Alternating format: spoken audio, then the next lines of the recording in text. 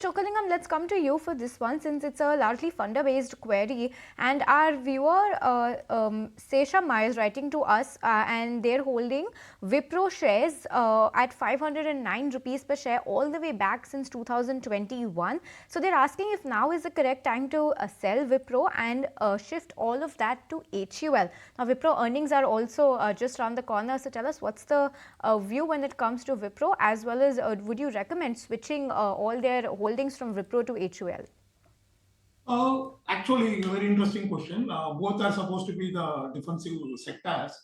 So very rarely, what we saw from the October when stock market started melting down, both IT and FMCG did not help many investors in upholding the equity value.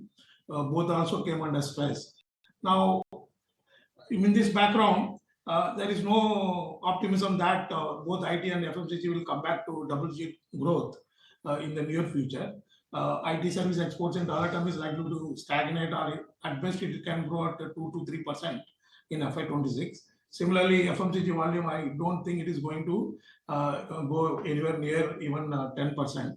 So both, have a similar prospects. Of course, both have corrected quite significantly, and therefore maybe a defensive. But as I suggested, the investors should consider the growth sectors. They should stay away from largely what I call as sectors which have a single-digit growth syndrome. So therefore, as I mentioned earlier, I would prefer the banking industry. That is most comfortable. So any large cap bank within Sensex and Nifty would be far superior to both Wipro and HUL.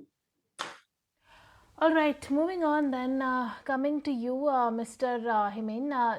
Also, I'll come to you after this, Ms. Chokalingam, because the question is from Vinita, who's writing from London. She wants to know, she's purchased 2,000 shares of PCBL at 413 rupees for the long term. She wants to know if she can buy this, buy more at the current price, because, it has given some stellar moves in the last 1 year.